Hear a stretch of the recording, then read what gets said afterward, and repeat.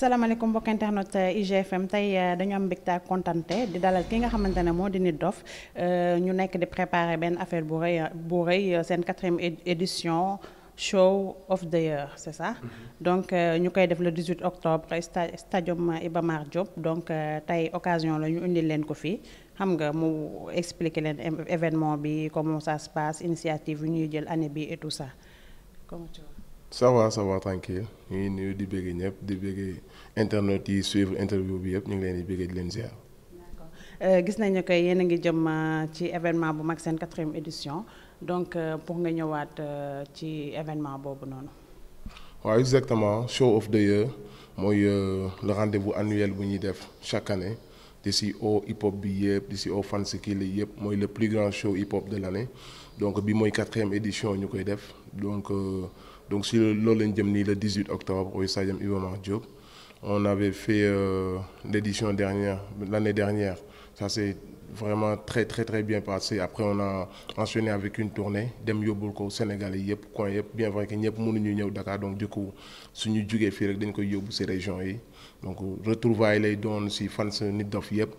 mais le monde du hip-hop en général il y aura beaucoup d'invités quoi on invite tout le mouvement hip-hop Galsen l'ancienne génération, la génération actuelle et nos petits frères qui viennent juste d'avoir un nom, tout ça, qui ont besoin de promotion et tout ça. Donc c'est une fête pour Hip Hop Galsen, yëpp la ñuy invité quoi. Il y a Buzz Events qui est derrière, moo xam ne moom mooy organisateur ou concert bi et il y a mon label Guns Out aussi qui fait partie de l'organisation.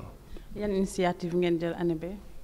Année bi pareil on essaye toujours d'y montrer rap Galsen si nu mu taaroo si nu mu gën a rafete. Si 4e édition mi ngi ne chaque fois ça se passe vraiment bien stade bi day fees de les gens viennent ci esprit bu festif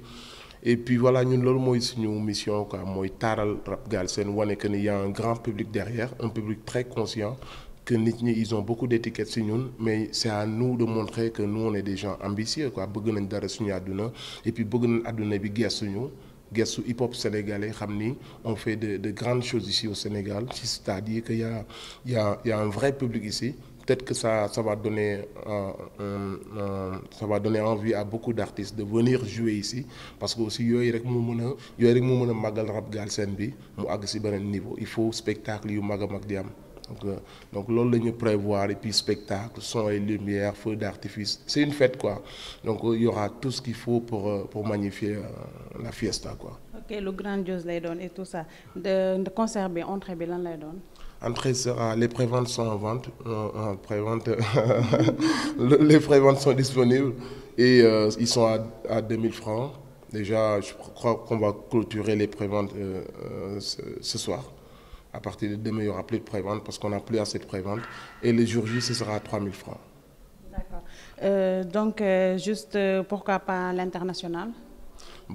Ça commence comme ça xam nga boo demee ba feesal stade yi gën a mag parce que c'est la 4e fois ñu def stadium Iba Mar Diop l'année prochaine on prévoit de le faire dans un stade beaucoup plus grand donc noonu la ñuy def ba mu dem quoi xam nga il faut toujours commencer par le commencement les gens il faut ñu gestu ñu pour ñu gestu ñu il faut qu'on fasse du bruit mais ñu defe ko ci anam bi gën a rafet quoi dinañ ñu gestu ils vont voir que nous aussi on a un savoir-faire et ça va leur donner envie peut-être de venir travailler avec nous yóbbu show of the ci yeneen nous loolu mooy suñu affaire quoi il faut ñu diggee fii suñu base ba pare après on s'ouvre à l'international s'il y a des producteurs qui sont intéressés des promoteurs de spectacles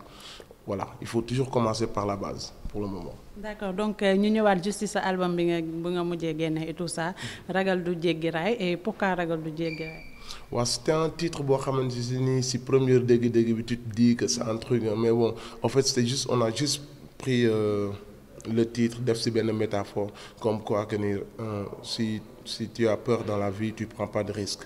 et puis si tu n'es pas motivé su fekkee amoo ambition da ngay toog rek benn place s'il y a des difficultés tu te noies dans la drogue dans l'alcool et tu crois que ça va faj say affaire quoi donc du coup doo jéggi raay ça veut dire que doo dem vers les obstacles da ngay toog benn place rek quoi c'est un album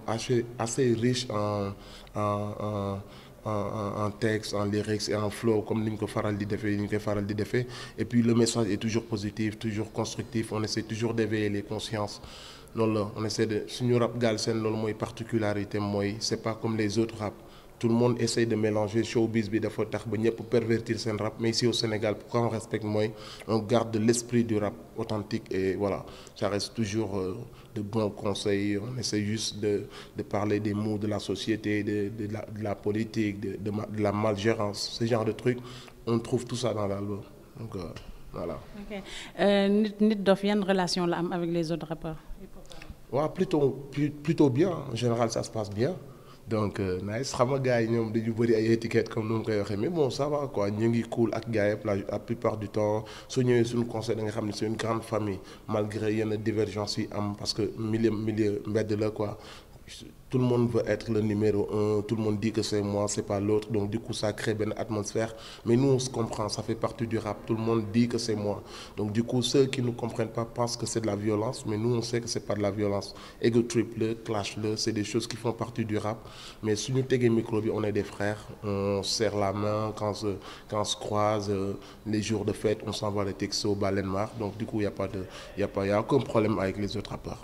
D'accord donc lan mooy ay projet Nit Doff à part concert bi et tout ça soo jógee si lan ngay dem pour décembre bi puisque gis nañ ñu ngi dugg ci décembre et tout ça. Ouais bon en fait on va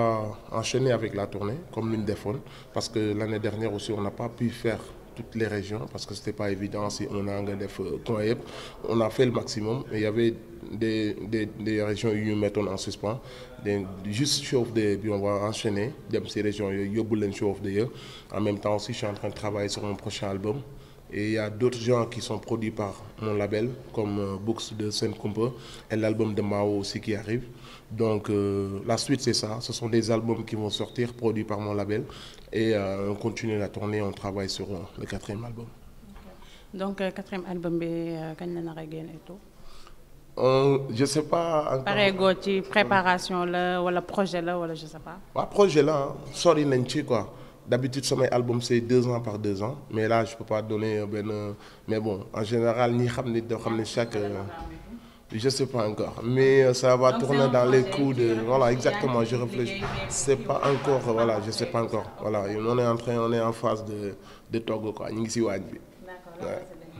Bon merci merci GFM merci internautes yi ñuy oo ñëpp ci show of the year bi wax leen que ni jàmm mooy am salaam que concert hip-hop yi ici au Sénégal en général ça se termine bien que par rapport ak li nit yi wax yooyu yëpp amul li y aura assez de sécurité c'est la 4e édition mosul am benn problème donc on appelle tout le monde venez en famille venez entre amis ñëw leen ñu passer un bon moment entre passionnés de hip-hop et ceux qui veulent découvrir aussi on appelle tout le monde et puis venez tôt surtout à 19h soyez là-bas parce que le spectacle commence à 20h et nous on sera sur scène sûrement dans les coups de 23 minuit inchallah. yàgg jël pee bi xam li ne ci see bi kan ci ñoom moo may seen te du teggi kan moo ñemee jéggi kan mooy sóoru pee bi mësa këlla luñ fi teg rek ma teggi xëy jóge Louga bëri dugga man damay tàng di baax te yow da nga nugga firil ma say mëgg ñëw déglu rap dëgg boo may jéem a diis mbedd bay sip nañ ko mënatoo ko rënk bëgg wala bañ am a classic maker three mother in your ass bu dàq nga ni bii ban bee bii the best no cause di rock gën la Doff slogan bi ñu yëg ci ring bi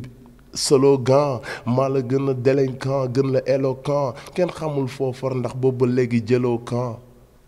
law internet yi GFM ñoo ngi leen di jaajëfal ñoo ngi nekkoon ak Nit Doff nit jërëjëf. Thanks merci beaucoup.